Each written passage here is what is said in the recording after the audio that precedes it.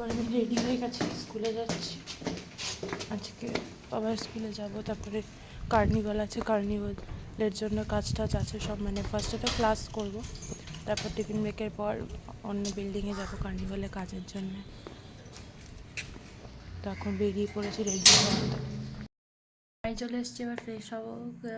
গলে কলার লেগে গেছে, কাজ করছিলাম তো স্কুলে। নিয়ে তো বাড়ি এসেছি, এবার ফ্রেশ ট্রেশ হয়ে নিই আমি, তারপর খেতে বসবো। খেতে বসে পড়েছি ভাত, ট্যাংরা মাছ, আলু দিয়ে ঝোল, আলু বেগুন দিয়ে। আমি বেগুনটা খাই না, বেগুন আমার অ্যালার্জি বলে। শিমও ছিল, যে শিমের ইয়েগুলো আছে। তো খেতে বসেছি, মা একদম মেখে দিয়েছে আজকে, আমি খেয়ে নিই। কালকে স্কুলের জন্য টিফিন বানালাম।